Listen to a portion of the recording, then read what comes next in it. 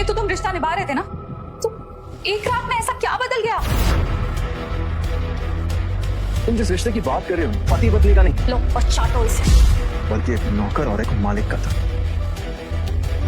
तुमने और तुम्हारी फैमिली ने जो कुछ भी किया है मेरे भाई के साथ, उसका हिसाब देने के लिए तैयार हो। आहान को जितना तुमने किया है, अब उसका हिसाब चुकाना पड़ेगा।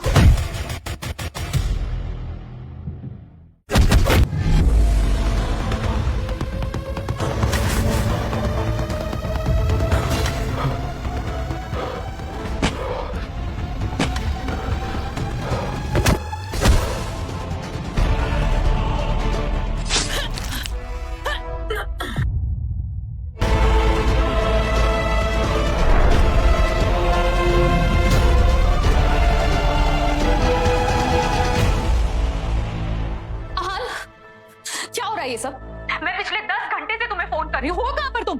और एक बात बताओ, ये 100 करोड़ रुपए तुम्हारे पास आए कहाँ से?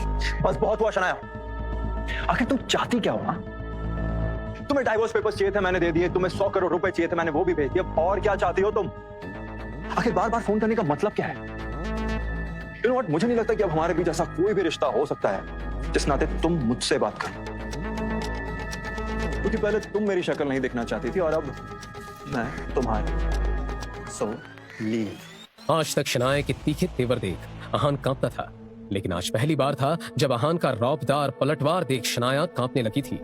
लेकिन आहान, पहले तो तुम्हारे घर वालों ने मुझे बंद कुत्ता बना के रखा, और अब जब तुम्हें पता चल गया कि मैं तुमसे लाख गुना ज्यादा अमीर हूँ, तो तुम चाहती हो कि मैं तुम्हारे पास वापस आ जाऊं।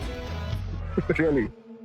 ठीक है, मुझे सिर्फ इतना बताओ कि 100 करोड़ रुपए तुम्हारे पास आए कहाँ से? अब जब तुम्हारी जिंदगी इतने अच्छे से चल रही है, तो बार बार एक तरीके के सवाल करके उसे खराब क्यों करना चाहते हो?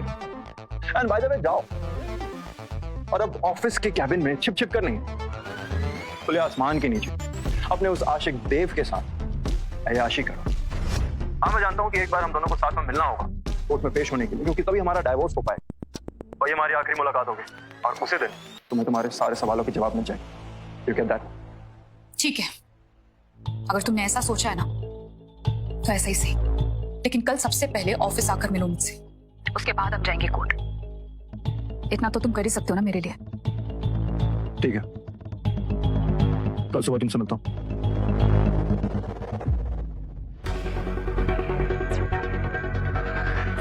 अंधे हो, दिखाई नहीं देता? तुम्हारी इसी हरकतों की वजह से ना शर्म आती है मुझे।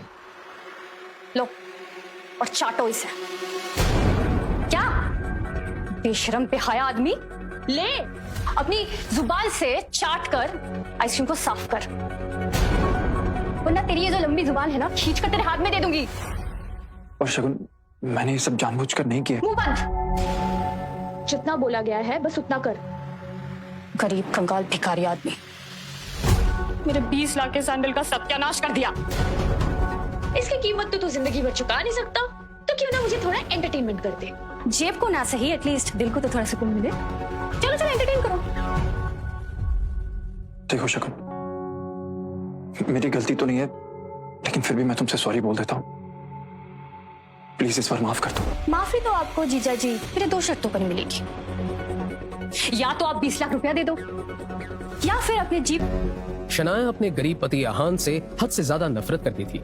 शनाया ने अपने पापा शेखर गिल की शर्तों के आगे मजबूर होकर उस रात आहान के साथ 7 फेरे तो ले लिए, लेकिन इन 7 फेरों की रात के बाद उसने आहान पर जो जुल्म किए, उसे सुन आपकी भी रूह कांप जाएगी। यही वजह थी कि आहान शनाया की आहट से भी डरता था, लेकिन फिर भी वो गिल मेंशन की छत छोड़कर कहीं नहीं जाना चाहता था। गिल मेंशन में सिर्फ शनाया और शगुनी नहीं, बल्कि उसकी माँ यामिनी गिल भी आहान को ऐसे दुत्कारती थी जैसे दरवाजे पर खड़े किसी गली के कुत्ते को दुत्कार रही हो। आहान साहब, कलेक्टर साहब, कहाँ मर गया ये आदमी? जब से शेखर से घर में लेकर आए, इसने दिमाग में दम कर दिया है। यार, किसी को मारने की सजा ना हो ना, तो ये पहला खून होगा मेरी लाइफ का। क्या हुआ? आपके कपड़े मैंने टाइम पर धोकर सुखा दिए थे। सत्यानाश हो तेरा भिखारी। ये देख क्या किया तूने मेरी साड़ी का। जब काम पर होता है, कम से कम उस वक्त तो अपनी चटोरी जुबान को लगाम दिया कर।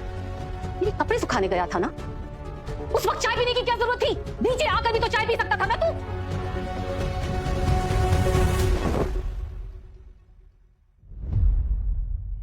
वो मैम काम के चक्कर में कप वहीं भूल गया। Sorry mom. Sorry my foot. क्या करूं तेरी सॉरी का? अचार डालूं मैं? इस बार तेरी गलती की ऐसी सजा दूंगी ना मैं, तेरी रूह तक कांप जाएगी। अगली गलती करने से पहले तू 100 बार सोचेगा। भारत के सबसे अमीर घराने में आहान जैसे गरीब बेसहारा लड़के की शादी शनाए के पापा शेखर गिल की वजह से तो हो गई। इस शादी ने आहान को धरती पर ही नरक के दर्शन करा दिए थे। जहां एक तरफ आहान को उसकी पत्नी शनाए गिल बिल्कुल पसंद नहीं करती थी, तो वहीं दूसरी ओर उसकी सास यामिनी भी उसे दिन रात गालियां देती। ये सब झेलना तो आहान के लिए रोजाना की बात हो गई थी, लेकिन आज जो आहान के साथ होने वाला था वो उसके लिए किसी भयानक सपने से कम नहीं था। आहान, आहान, कहाँ मर गया ये आदमी? चिल्ला चिल्ला के मेरे गले से खून निकलवा देगा ये काम चोर निठल्ला। क्या हुआ मॉम? आपको कुछ चाहिए था? ये देख, शनाया अपना लंच बॉक्स घर पर ही भूल गई है। वो अपनी डाइट को लेकर बहुत स्ट्रिक्ट है, बाहर का कुछ भी नहीं खाएगी। तो अपनी जिराफ जैसी टांगों से जल्दी से दौड़ता हुआ जा।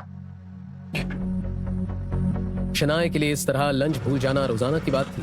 ऐसे में हमेशा की तरह आज भी आहान शनाया का लंच लेकर उसके ऑफिस पहुंचा, लेकिन तभी अंदर से आती हुई आवाज सुनकर वो शनाया की केबिन के बाहर ही रुक गया। शनाया,